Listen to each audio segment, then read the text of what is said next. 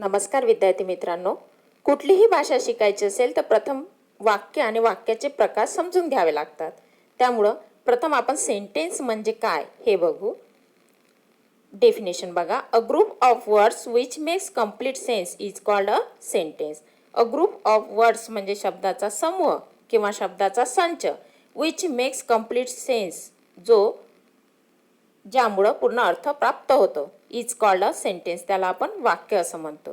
म्हणजे आपल्याला शब्दाचा संच किंवा शब्दाचा समूह ज्यामुळे पूर्ण अर्थ प्राप्त होतं ते वाक्य असतं. आता वाक्य बघू. पहिलं वाक्य बघा. The earth revolves around the sun. पृथ्वी सूर्याभोवती फिरते. The singing of the birds delights us. पक्ष्यांचे गाणे आपल्याला आनंद देते. आता बघा, वाक्याचे दोन भाग पडतात.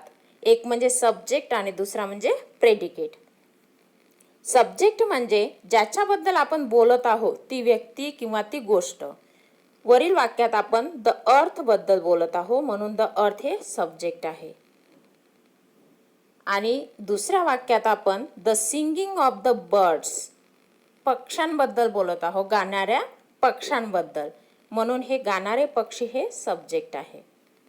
त्याच्यानंतर बघा, दुसरं असतं प्रेडिकेट. प्रेडिकेट म्हणजे असा भाग जो सब्जेक्टबद्दलची माहिती देते. वरील वाक्यात रिव्हॉल्व्स अराउंड द सन, सूर्याभोवती फिरते. कोण फिरते? सब्जेक्ट द पृथ्वी फिरते, म्हणून रिव्हॉल्व्स अराउंड द सन हे प्रेडिकेट आहे. आणि दुसऱ्या नंबरच्या वाक्यात डिलाइट्स अस, आनंद देतो. कोण देतो? The singing of the birds, पक्ष्यांचे गाणे, म्हणून डिलाइट्स अस हे प्रेडिकेट आहे. अशा प्रकारे समजून घ्या, वाक्य हे सब्जेक्ट आणि प्रेडिकेट मिळून तयार होते. ओके, तर आता वाक्याचे प्रकार बघू. वाक्याचे मुख्य 4 प्रकार आहे. पहिला आहे असर्टिव्ह सेंटेन्स, ज्याला आपण विधानार्थी वाक्य असं म्हणतो. दुसरा आहे इंट्रॉगेटिव्ह सेंटेन्स, ज्याला आपण प्रश्नार्थक वाक्य असं म्हणतो. तिसरा आहे इम्परेटिव्ह सेंटेन्स म्हणजेच आज्ञार्थी वाक्य. आणि चौथा आहे एक्सक्लामेटरी सेंटेन्स म्हणजे उद्गारवाचक वाक्य. आता आपण हे वाक्याचे 4 प्रकार सविस्तर बघू. तत्पूर्वी तुम्ही जर माझ्या चॅनलला सबस्क्राईब केलं नसेल तर आधी सबस्क्राईब करून घ्या.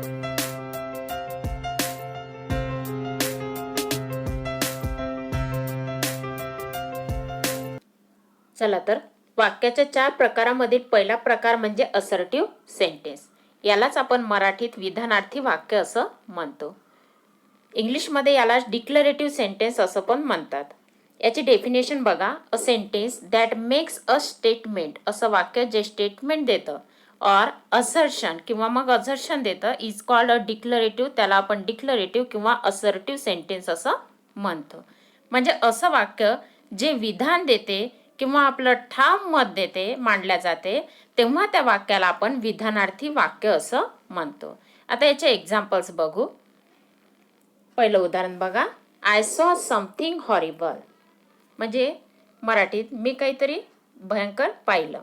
C is simply sitting there quietly, ती तिथे शांतपणे बसली आहे. Humpty Dumpty sat on a wall, Humpty Dumpty वॉलवर बसले आहे. आता असर्टिव्ह सेंटेन्स ओळखायचं असेल तर या वाक्याच्या शेवटी फुल स्टॉप असतो आणि या वाक्याचे 2 भाग पडलेले असतात. इथे बघा, पहिल्या वाक्याचा सब्जेक्ट आहे आय, दुसऱ्या वाक्याचा सब्जेक्ट आहे सी, तिसऱ्या वाक्याचा सब्जेक्ट आहे हम्टी डम्टी. आणि सब्जेक्ट व्यतिरिक्त जे रिमेनिंग सेंटेन्स आहे ते सगळं प्रेडिकेट आहे. असर्टिव्ह सेंटेन्समध्ये पॉझिटिव्ह सेंटेन्स आणि निगेटिव्ह सेंटेन्स असे 2 भाग येतात. तर बघा, हे तीनही सेंटेन्स पॉझिटिव्ह आहे. निगेटिव्ह सेंटेन्समध्ये नो, नॉट, नेवर, नथिंग यासारख्या शब्दाचा उपयोग होतो, तेव्हा ते वाक्य निगेटिव्ह वाक्य होतं. ठीक आहे. यानंतरचा प्रकार आहे इंट्रॉगेटिव्ह सेंटेन्स. इंट्रॉगेटिव्ह सेंटेन्स म्हणजे प्रश्नार्थक वाक्य. याची डेफिनेशन बघा. A sentence that asks a question is called an interrogative sentence. म्हणजे असं वाक्य जे प्रश्न विचारते त्याला आपण प्रश्नार्थक वाक्य असं म्हणतो. म्हणजे असं वाक्य जे प्रश्न विचारते ते सगळे प्रश्नार्थक वाक्य आहे. या प्रश्नार्थक वाक्यात दोन प्रकार पडतात. पहिला म्हणजे WH क्वेश्चन आणि दुसरा म्हणजे वर्बल क्वेश्चन. आता बघा, WH क्वेश्चन म्हणजे ज्या प्रश्नाची सुरुवात what, where, who, whose, how यासारख्या शब्दांनी होते. तर व्हर्बल क्वेश्चन म्हणजे ज्या प्रश्नाची सुरुवात do, did, does, have, has, had यासारख्या मॉडल ऑक्झिलरी किंवा हेल्पिंग व्हर्बनी होते. त्याहीपेक्षा थोडक्यात सांगायचे झाल्यास ज्या प्रश्नाचं उत्तर यस किंवा नो नी देता येते ते सगळे व्हर्बल क्वेश्चन आणि ज्याचं उत्तर यस किंवा नोच्या पलीकडे द्यावं लागते ते सगळे WH क्वेश्चन. असे दोन प्रश्नाचे प्रकार इंट्रॉगेटिव्ह सेंटेन्समध्ये म्हणजे प्रश्नार्थक वाक्यात येतात. आता याचे एक्झाम्पल्स बघू. पहिलं उदाहरण बघा. Where do you live? तू कुठे राहतो? What's your school name? तुझ्या शाळेचं नाव काय? How much time you spend there? तू तिथे किती वेळ घातला? Do you like English class? तुला इंग्लिश क्लास आवडतो? वरील तीनही वाक्य हे WH क्वेश्चन आहे, म्हणजे पहिल्या प्रकारातील आहे.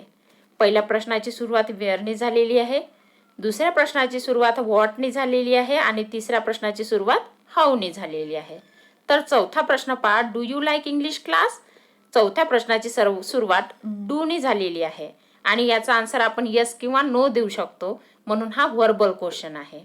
याच्यामध्ये पण पॉझिटिव्ह आणि निगेटिव्ह सेंटेन्स येतात. ते त्याचप्रमाणे ज्या वाक्यात नो, नॉट, नेव्हर, नथिंग असेल ते वाक्य निगेटिव्ह. हे चारही सेंटेन्स पॉझिटिव्ह, WH आणि व्हर्बल क्वेश्चन आहे. याच्यानंतरचा प्रकार आहे इम्परेटिव्ह सेंटेन्स. इम्परेटिव्ह सेंटेन्स म्हणजे आज्ञार्थी वाक्य. याची डेफिनेशन बघा. A sentence that expresses a command is called an imperative sentence. असं सेंटेन्स जे कमांड देतं म्हणजे आदेश देतं त्याला इम्परेटिव्ह सेंटेन्स असं म्हणतो.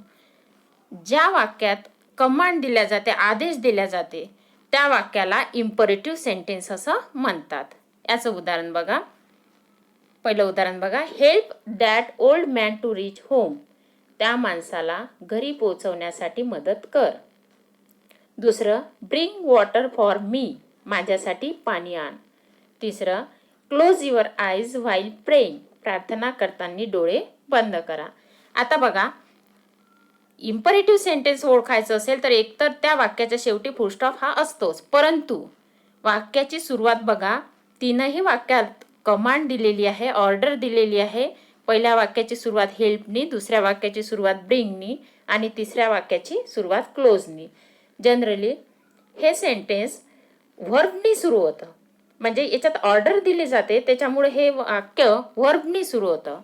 त्याच्यानंतर याच्यामध्येच दुसरा प्रकार आहे तो म्हणजे जेव्हा एखादी रिक्वेस्ट किंवा ॲडवाईस देण्यात येते तेव्हा ते वाक्य सुद्धा इम्परेटिव्ह सेंटेन्स होतं. जसं पहा इथे, प्लीज गिव्ह मी वॉटर. इथे रिक्वेस्ट आहे, हे इम्परेटिव्ह सेंटेन्स आहे. त्याच्यानंतर दुसरं वाक्य बघा, रिस्पेक्ट युअर टीचर्स. इथे रिस्पेक्ट युअर टीचर्स हा ॲडवाईस आहे, हे पण इम्परेटिव्ह सेंटेन्स आहे. त्याच्यानंतर तिसरं, काइंडली व्हिजिट अस. ही रिक्वेस्ट आहे. म्हणजे इम्परेटिव्ह सेंटेन्समध्ये ऑर्डर, कमांड, रिक्वेस्ट आणि ॲडवाईस यांचा समावेश होतो. त्यानंतरचा चौथा प्रकार आहे एक्सक्लामेटरी सेंटेन्स म्हणजे उद्गारवाचक वाक्य. ओके, याची डेफिनेशन बघा. A sentence that expresses strong feeling. असं सेंटेन्स जे स्ट्रॉंग फिलिंग देतं is called an exclamatory sentence. त्याला आपण उद्गारवाचक सेंटेन्स असं म्हणतो. जिथे स्ट्रॉंग फिलिंग्स दिल्या जातो, खूप आनंद, खूप दुःख, असं जेव्हा दिलं जातं तेव्हा ते एक्सक्लामेटरी सेंटेन्स होतं. एक्सक्लामेटरी सेंटेन्स ओळखायला सोपे आहे कारण याच्या शेवटी एक्सक्लामेटरी साईन असं असतं. जसं या एक्झाम्पल्समध्ये बघा, एक्सक्लामेटरी साईन तीनही वाक्याच्या शेवटी आहे. पहिलं वाक्य बघा, how cold the night is. किती थंड रात्र आहे ती. What an intelligent that girl is. किती हुशार मुलगी आहे ती. तिसरं, व्हॉट अ हॉरिबल साऊंड. किती भयानक आवाज आहे तो. तर हे तीनही वाक्य उद्गारवाचक सेंटेन्स म्हणजे उद्गारवाचक वाक्य होय. अशा प्रकारे वाक्याचे 4 प्रकार पडतात. पहिला प्रकार पाहिला आपण असर्टिव्ह सेंटेन्स म्हणजे विधानार्थी वाक्य. हे वाक्य ओळखायचे असेल तर या वाक्याच्या शेवटी फुल स्टॉप असतो आणि वाक्याचे 2 भाग पडलेले असतात, सब्जेक्ट आणि प्रेडिकेट. दुसरा आहे इंट्रॉगेटिव्ह सेंटेन्स. इंट्रॉगेटिव्ह सेंटेन्स म्हणजे प्रश्नार्थक वाक्य. या वाक्यामध्ये 2 प्रकार आहे, WH क्वेश्चन आणि वर्बल क्वेश्चन. तिसरा आहे इम्परेटिव्ह सेंटेन्स म्हणजे आज्ञार्थी वाक्य ज्याच्यात कमांड, ॲडवाइस, रिक्वेस्ट किंवा ऑर्डर दिलेली असते. आणि चौथा एक्सक्लामेटरी सेंटेन्स म्हणजे उद्गारवाचक वाक्य. तर विद्यार्थी मित्रांनो, अशा प्रकारे आपण काळ आणि टेन्स सेंटेन्स आणि काइंड्स ऑफ सेंटेन्स शिकलेलो आहे. मला असं वाटते तुम्हाला हा व्हिडिओ समजला असेल. धन्यवाद.